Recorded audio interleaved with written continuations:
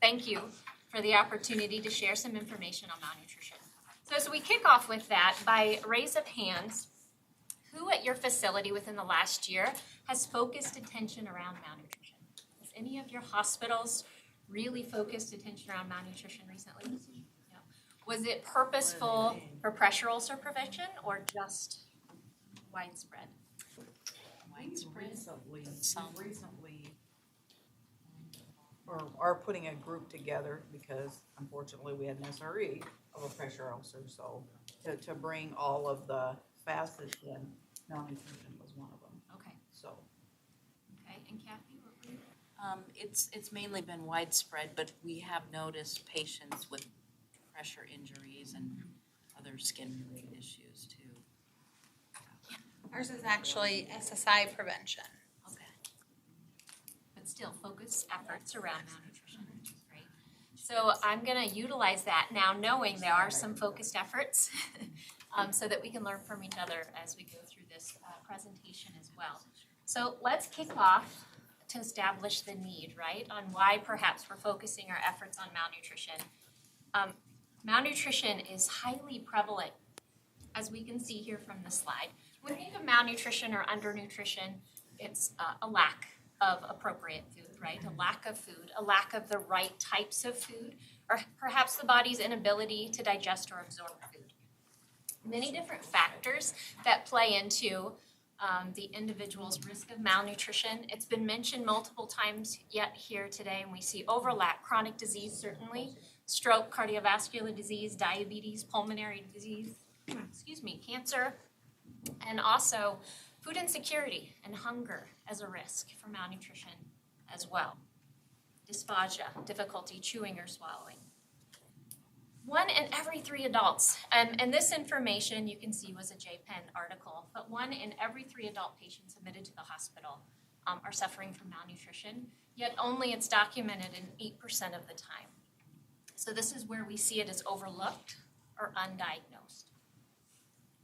Up to 31% of those malnourished patients and 38% of the well-nourished patients actually see a decline in their nutritional status during their hospital stay. So again, another reason why we need to prioritize our attention to malnutrition. Taking a look at a few more additional stats here, malnutrition in itself increases the length of stay by about 12 days. And also the likelihood, I'm hoping for big circles on these slides here. And also the likelihood of a readmission is 54%, which is huge. So even if you're focusing your efforts outside of pressure ulcers and on readmissions itself, this is important then to focus in and consider malnutrition. And much conversation has occurred already about the association between malnutrition and pressure ulcers, so we don't have to go through that. So now we've talked, it's prevalent, there is a need to address, but what does it cost? Significant cost, I forget that I have the clicker here. Significant cost, when we think about, these are from the Journal of Parenteral and Enteral Nutrition, and this is national data, $157 billion per year is spent on medical cost around malnutrition, with the $51.3 billion targeted in our older adults at 65 years and above. So perhaps that's a thought when we think about population health management, is focusing in as a starting point on that population to drive our efforts around malnutrition. A few other numbers to consider. The first admission costs, according to the Agency for Healthcare Research and Quality, for patients diagnosed with malnutrition is approximately $25,500. Readmission costs of about $17,000 to $18,000. An average cost of readmission for any diagnosis around $14,000. So you can see even just a couple thousand increase with the risk of malnutrition.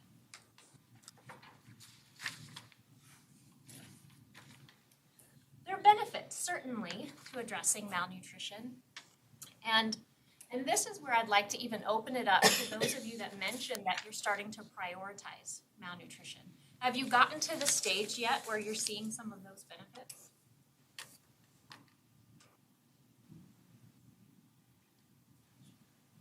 Well, just share a little bit in terms of our journey.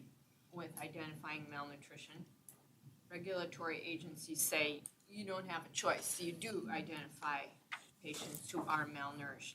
And every time there's a malnutrition diagnosis, there needs to be an intervention. So those are interventions that we would like to make, but doing some NFPE and doing some identification of nutrition risks hopefully is helping us to prioritize which are the most needy patients in that scenario.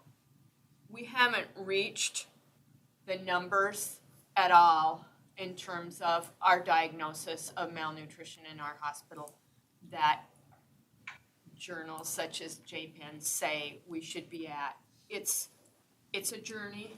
It's time consuming. We've seen estimates that for every nutrition high risk patient you identify, that entails an hour's worth of time just to identify and make that diagnosis. And so that's a challenge. So we're like I say, we're on a journey. We have not been able to reach those kind of numbers, but we're striving to increase the numbers of people that we appropriately identify as high risk or malnourished and get the providers to also sign off on that, because of course we can only make a nutrition diagnosis. We can't make a medical diagnosis, so that's the next step. But those changes don't come easy, so I can't tell you that we are seeing numbers in that range. And to support you in this, these numbers took time to achieve.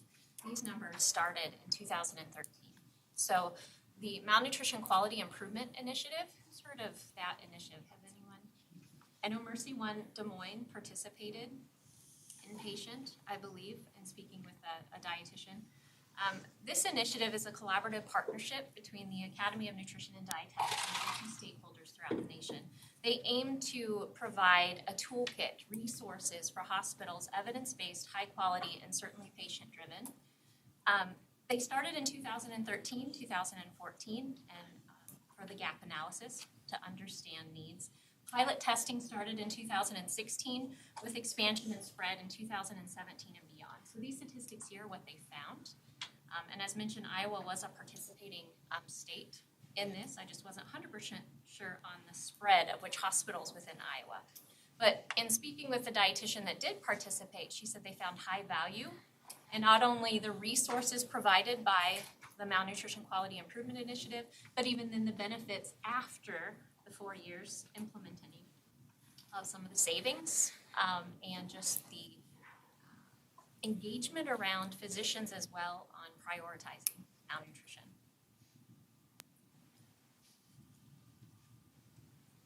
They have a toolkit which I will reference on my last slide in my resources. So it's mqiitoday.com. So I would recommend, even though you're in the stages of it, that is an excellent toolkit as a reference point. So now let's think about, and I will keep this somewhat high level, but with understanding the need, the why, the importance of malnutrition, then we truly need to prioritize the screening up front on admittance. And so this is what, within 24 hours, it's recommended. And certainly we can tie that to the risk with pressure ulcers. But how many of you have a validated screening tool to assess for malnutrition already in place within your hospital? Yes. You have one? Which specific tool are you using? We use the MST, Okay, and we've modified it a little bit. to really tailor it for your own. That's great. We use MST. MST. Yeah.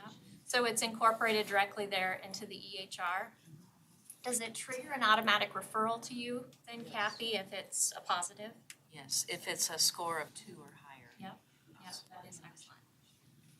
Which saves so much time from that perspective. Let's take a step back and a few other questions to consider, because it sounds like there are already some policies in place. But what policies do you have in place for malnutrition screening? For those that perhaps aren't sure if they have a validated tool in place, a question to consider. How quickly is it addressed are there any high-risk patients that you prioritized screening with? Nodding yes. So yes, we do follow these guidelines, and some of the high-risk patients are any ventilator patients, any patients with major abdominal surgery, any patients with our alcohol and our stroke patients are a moderate risk.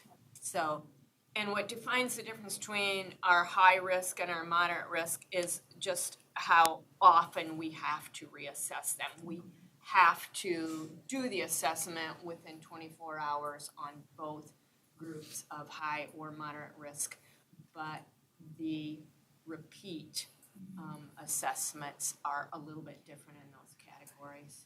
Yeah, and you led me right into the next question, what policies are in place for rescreening patients, certainly, especially if it's an extended length of stay for those individuals.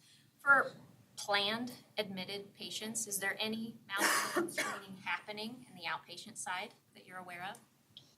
Especially if they're high risk, surgery patients perhaps? No.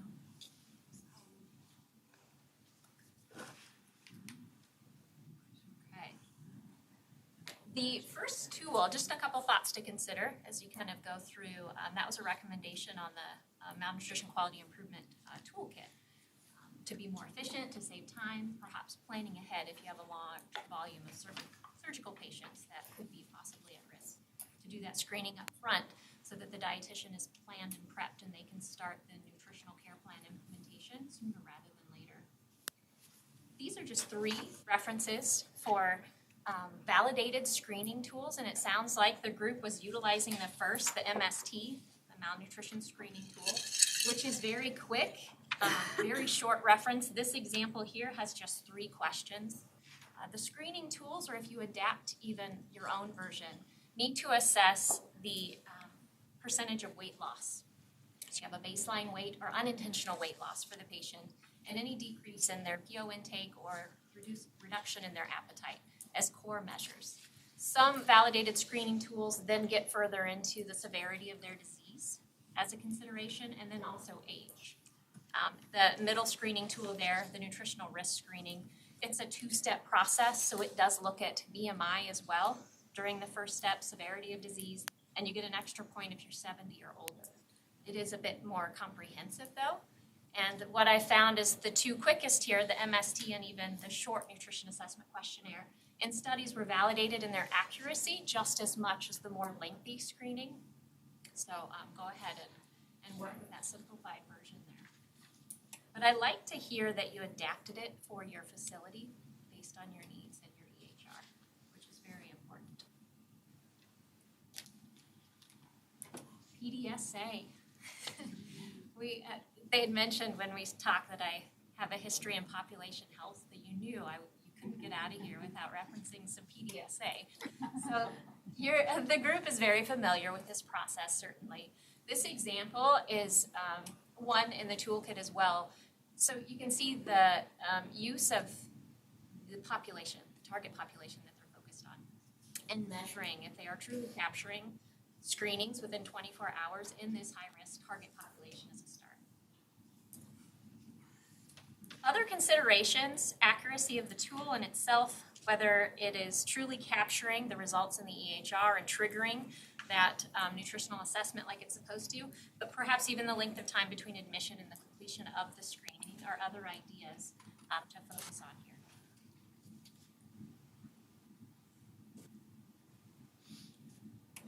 So I'll whiz through the Plan, Do, Study, Act here, but certainly it's pretty cut and dry.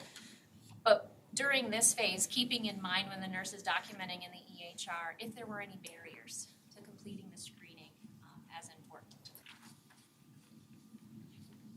And this is then truly where they would capture that. They selected 15 as their number that they were going to focus targeted support on. When we look at the study, the ACT stage, where we're going to analyze the data, was it sufficient? What was learned when we're analyzing this data is what was the time during intake process for this? And as mentioned before, could screening be completed in the outpatient setting? Did the time of day matter of the admission? We talked before about the differences in staff change. Did that matter and have an impact on screening? And verify the predictions, did truly 100% of screening occur in those 15 patients? And then finally, what needs to be taken, what actions need to be taken to adapt the approach?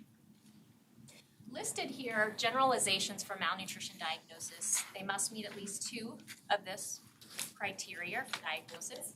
And the highlighted the 3 below: reduced muscle mass, fat loss.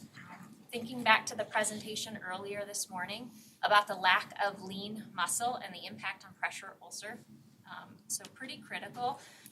We had joked before, Kelly had mentioned about hands-on, that perhaps that's not the dietitian hands-on, but now we're starting to get hands-on. The dietitians doing a nutrition-focused physical exam, which is where we're going to focus our attention on a few more of the slides here.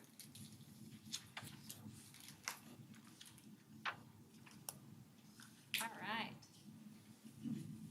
Full body assessment with the nutrition-focused physical exam. Now, of those of you focusing on malnutrition, are you doing the physical exam? Yep. How long have you been doing the physical exams? I think we started maybe 4 years ago. Oh, nice. Okay. Yeah, it's new. It's fairly new. I know it wasn't something that in dietetic school that I was introduced to. So if you have a more veteran dietitian, there might be a bit of a learning curve versus a newer dietitian. But certainly important as we're, hey, I'm calling myself the veteran. It would be the old group. I'll call myself out there as well. Full body assessment, we're going to look at the upper body and lower body and also assess for edema. So if everybody wanted to take a break and wash their hands, we could practice with the person.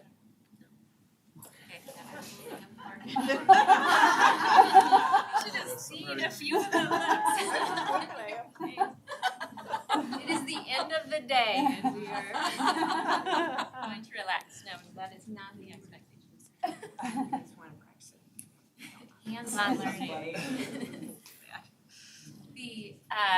So first, when we think about the eyes, have the patient standing in front of you, and we're actually going to palpate on the face to feel the fat loss below the eye on the cheekbone.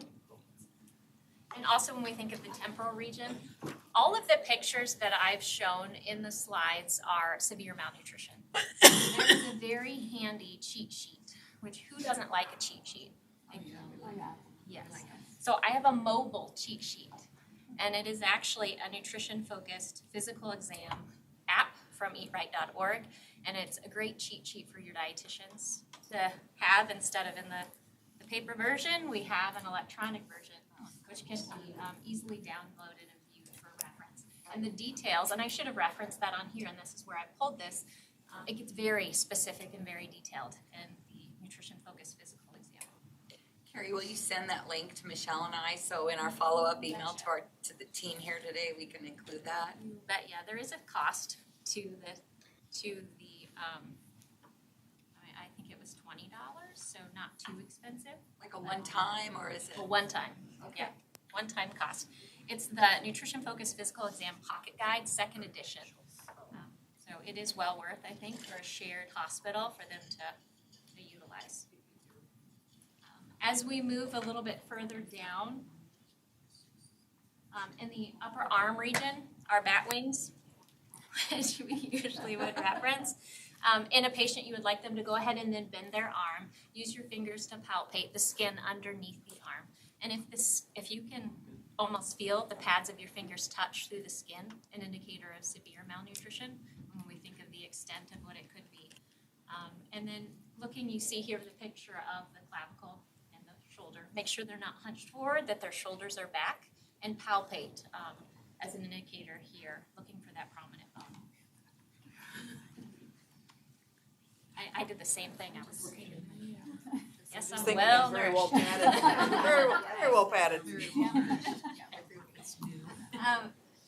as we move towards the back and the hand, and it is much more descriptive than this, but giving you a high-level example of how the dietitian can play a role, and these physical assessments as well, for the depressions within the ribs, which are pretty prevalent in patients with severe malnutrition. But also in the hand, when we think about if everybody could safely, you can do this yourself. Yes. The muscle, the pad here, muscle pad on the hand, as a very quick, non-invasive check as well. Now, some of us may have a flatter muscle versus a bulge, so they can palpate and feel. And while you're doing this, it's also checking the skin integrity for dehydration and working along with those routes as well. I might be moving too fast. I think that would catch us up on time. We got up at 4, we're Oh, yeah. basically zombies. So I'm glad you're in front, because I couldn't pick on you when you wake up. The lower body is less sensitive to change. So when we're doing an evaluation of the lower body, we need to keep that in mind. So while the patient's sitting in bed, you can have them prop their knee up slightly and truly palpate on the thigh to feel. If you noticed and seen this before, you'll see a depression in between the quad and the hamstring. And you'll see a true line. And this is what you're looking for here. The knee, more of a bony prominence around the knee. And for the calf itself, that there is minimal muscle tissue in the calf. So feel and palpate to try to feel the difference between the muscle tissue on the leg as well. So Cari, how do you determine your physical assessment with an obese patient? Yeah, because you're right, because malnutrition can certainly happen Yeah. in the obese patients. Have you worked through that, Kathy?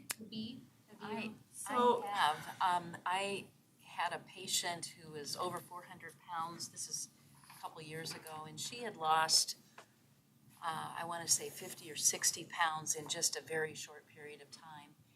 And she had the temporal loss, but that was, there might have been one other area, but based on her food intake and the amount of weight loss, and there was actually weights in the electronic medical record. But she did meet at least 2 criteria.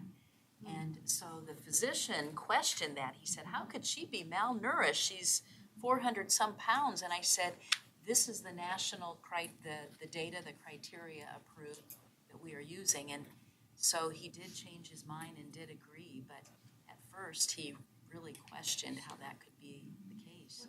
But we do see a lot of people that are malnourished who are obese.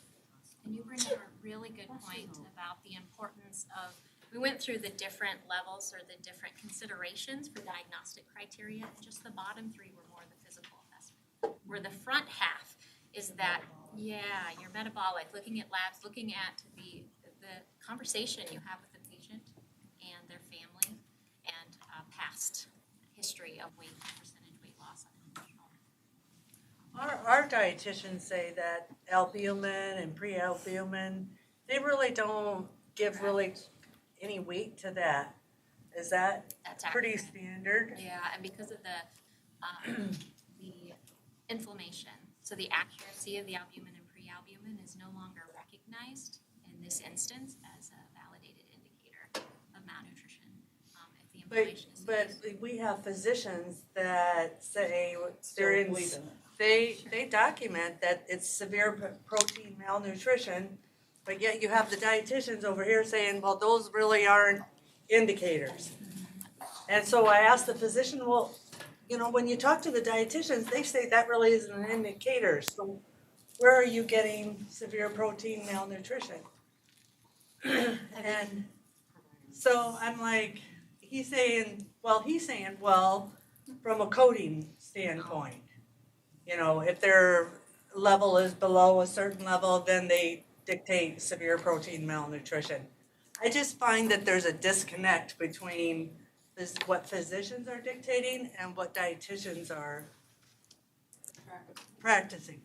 So earlier in the conversation, I heard the need for physician engagement and education, and I think this is another example of that piece. I think so too. Of, you know, and the opportunity, if you have focused attention around malnutrition, one of the areas that the dietitian at Mercy One Des would mention as a success was the education and the physician engagement around the awareness from that perspective.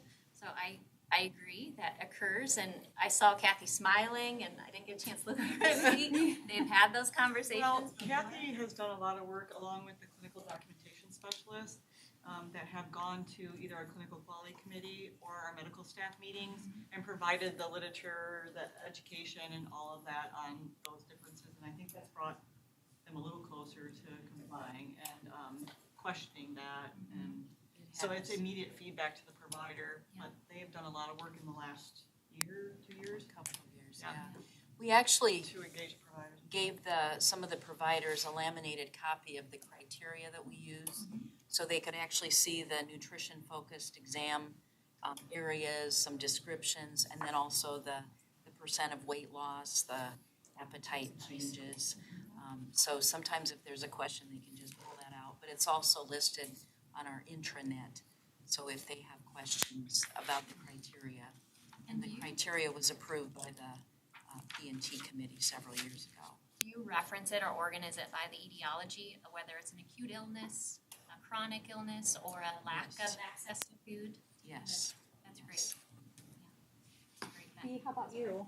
Well, I was just gonna share, first of all, I've been a nutrition support dietitian for a very, very long time, and I cannot tell you how many people in my career I have taught that when you look to see if somebody's malnourished or not, you look at their albumin and their pre-albumin and their transferrin. But like many things in medicine, the truth changes every so many years. And the American Society for Parenteral and Enteral Nutrition and the dietetics group, the American Academy of Nutrition and Dietetics, in 2012 decided that there was not enough evidence base to any longer use the negative phase reactant proteins like albumin and prealbumin and transferrin. It was not specific enough to diagnose malnutrition. Now, it isn't that those things aren't useful, and a low albumin is actually predictive of a high mortality, but it's not specific enough to use it to predict malnutrition. It's kind of like some of the really cool stuff we saw up here today in regards to what is predictive of skin loss of integrity turning into a pressure ulcer. And so the things that are more predictive are those criteria that we just saw up on the screen. And you might look at albumin and prealbumin, but it's just not specific. I think it's just an adjunct. I mean, they come across like, oh no, we don't use that anymore. That's And we don't obsolete. for a diagnosis of malnutrition because it will not stand up to an audit for if your coders have put in a diagnosis of malnutrition and the insurance companies, the third-party payers look at that, it's not any longer accepted as a malnutrition diagnosis. So you cannot use it. It would be like saying that you're going to diagnose diabetes, but you're not going to use a blood sugar level, or you can't use it for the diagnosis. But it is helpful to say, well, this patient has, an acute illness. So we said they had protein calorie malnutrition, but it wasn't of acute illness. Then the albumin might be a useful tool, but it's no longer accepted. My favorite quote from one of our hospitalists is that the truth changes every 5 years, and that's true in nutrition as well. Earlier it was discussed, thank you, Bea, for that. The discussion part of this is so important, I think, so I appreciate all the conversations. Micronutrient deficiencies. So this is part of the nutrition-focused physical exam. I think from my perspective as a dietitian, if I'm seeing some of these very clear signs, pale skin, concave nails, for iron deficiency, the goosebumps that that don't seem to go away, thinking of vitamin A deficiency, and as I'm going through then also their food preferences and what foods they enjoy eating and how we can supplement their nutrition during their stay, correlating those together to incorporate food to supplement those deficiencies that are viewed from this nutrition-focused physical exam. And again, the pocket guide gets in much greater detail of those. Going back to the diagnosis itself, Bea had mentioned the specific diagnostic codes. Earlier in the presentation, JPEN had quoted that only 8% are diagnosed in the hospitals. So give me your feedback on that. Do you feel there are more opportunities to diagnose malnutrition in your facility?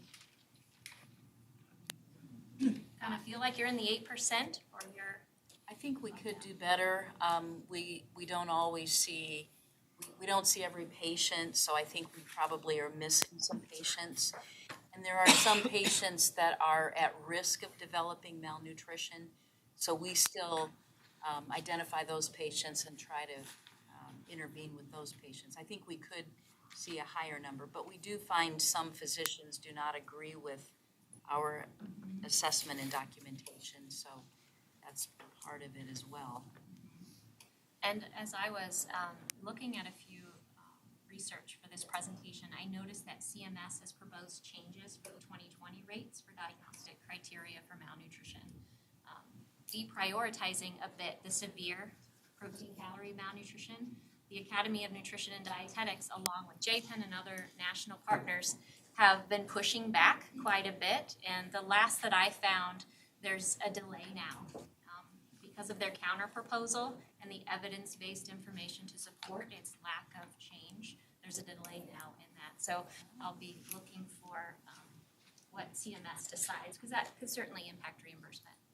Our parent company is Trinity, and Trinity has some standards, some pretty lofty standards for us, along with every assessment they want us to do in NFPE, and that's a big just change in terms of what we're able to accomplish now and what kind of manpower it would even take to be able to do that. So it won't happen overnight. Especially if you're doing well now, prioritizing screening, and then that needs to be done within 24 hours. Yeah, and knowing that that can happen in different areas, certainly throughout the hospital. So job security for dietitians, certainly, but a lot of pressure. Yeah, but really even to go to administration and say this is our goal, things don't happen quite that quickly. Yeah, I agree. The next PDSA, as an example, is on the diagnosis itself.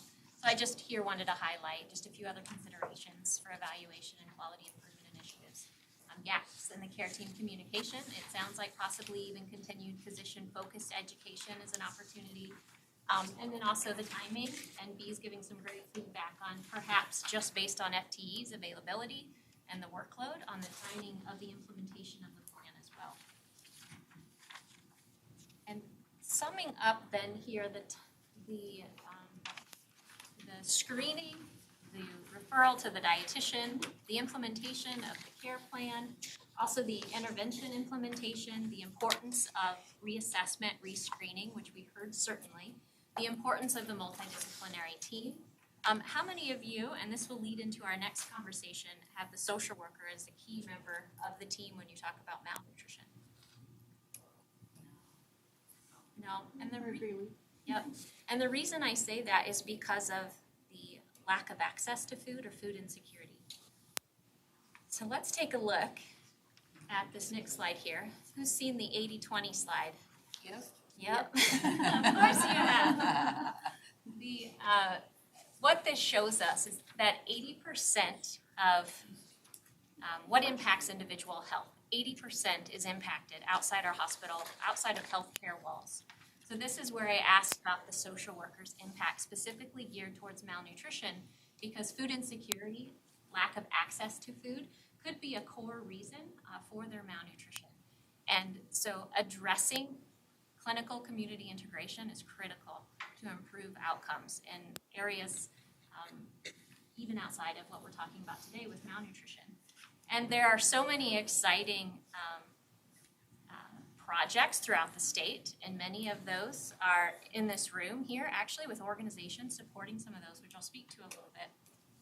But keep in mind, perhaps if this is an area of focus, or this is truly a reason, could be one for malnutrition, when you look at your screening tool, and if you're adapting the screening tool, the dietitian is going to be asking the patient their access to food, and then could trigger the follow-up with the social worker. But I've even seen some examples where they incorporate that at the beginning of the nutrition screening, is those couple questions asked. I don't always have money to buy food that I need, is a simple question that could be asked. Or I eat alone most of the time, because social isolation is pretty strong indicator in our elderly of their appetite as well. I don't know how to cook for myself, and I don't want to eat alone.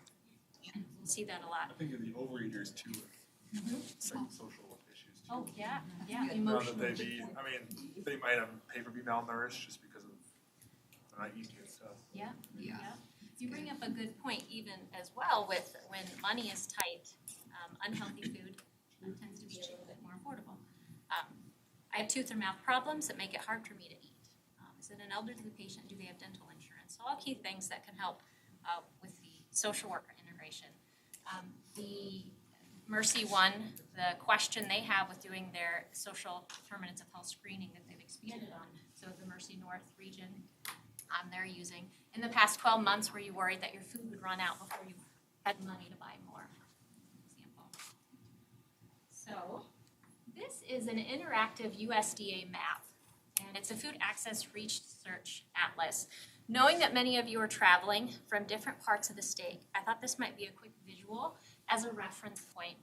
There's different indicators that you can filter from when you use this map. So low income, transportation access were two of the filters that I had utilized in developing this. So you see the green, low income, and for urban, that's greater than 1 mile to the nearest supermarket, or for rural, greater than 10 miles to the nearest supermarket. The purple, greater than 100 households with no vehicle, and it's greater than a half mile to the nearest supermarket. And then in the yellow there, low income with greater than 100 households with no vehicle, and you can see it primarily rural, the areas there in yellow at the bottom, 20 miles to the nearest supermarket. So keeping in mind the importance of understanding the health of your community and how it impacts as well.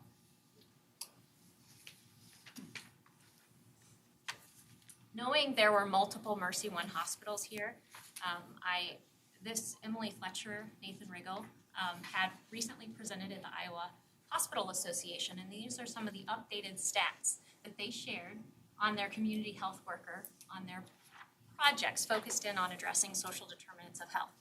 Great River Medical Center, how many of you have heard of the state innovation model?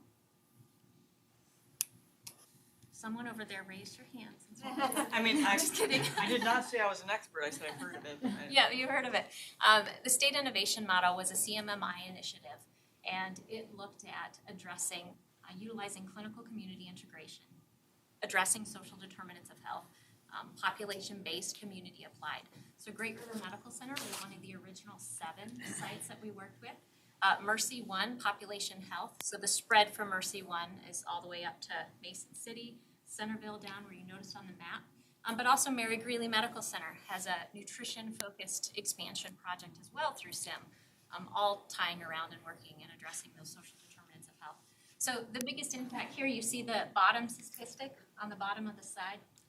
They're seeing a 25 to 50% decline in the healthcare spend by aligning resources to impact the 80-20.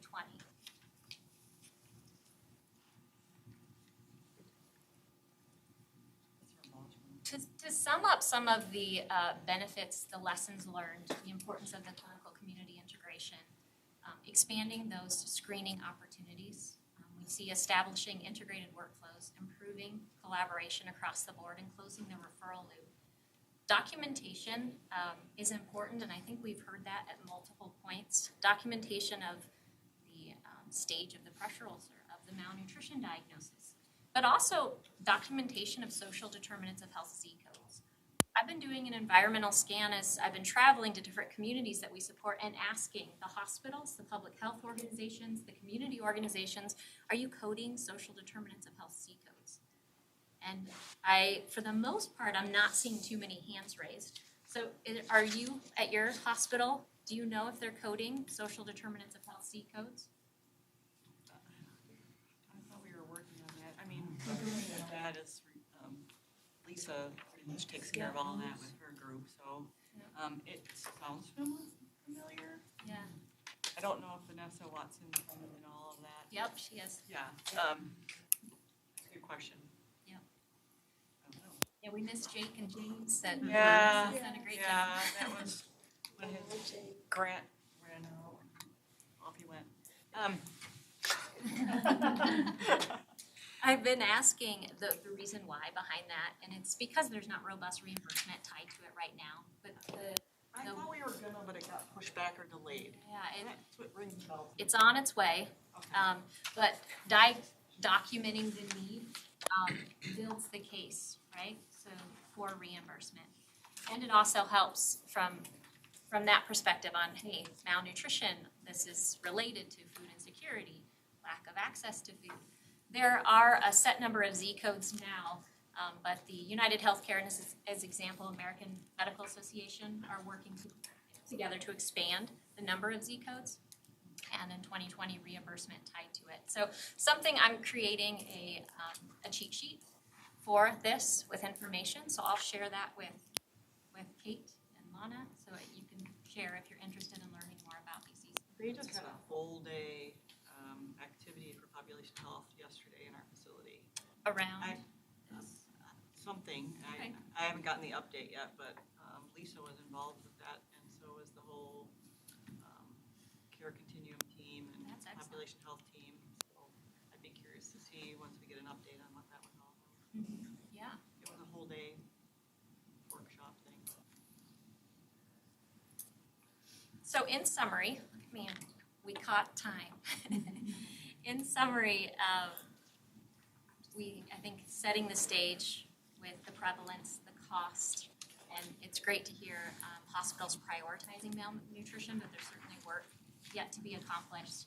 But prioritizing malnutrition screening is important, embedding those continuous quality improvement efforts so you can best understand what works best for your hospital in addressing these needs, ensuring proper documentation, as well as understanding the health of your community and how it relates to malnutrition as it increases the risk of your pressure ulcer injury.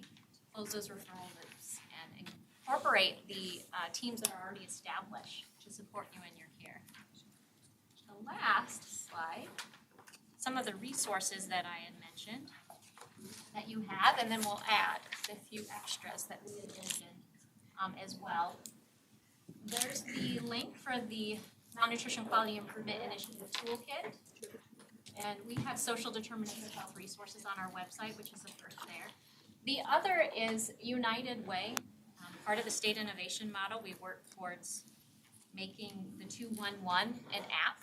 So there is now a 211 Iowa app, which could be a great reference, not only for your hospital staff or social workers as a reference. It can be pinged by location or zip code or searched by city with a plethora of information on resources to address social needs. And then lastly is a 15-minute podcast from the American Hospital Association on the need to address social determinants of health and information on the Z codes, which is a good listen. So thank you, that's all I have.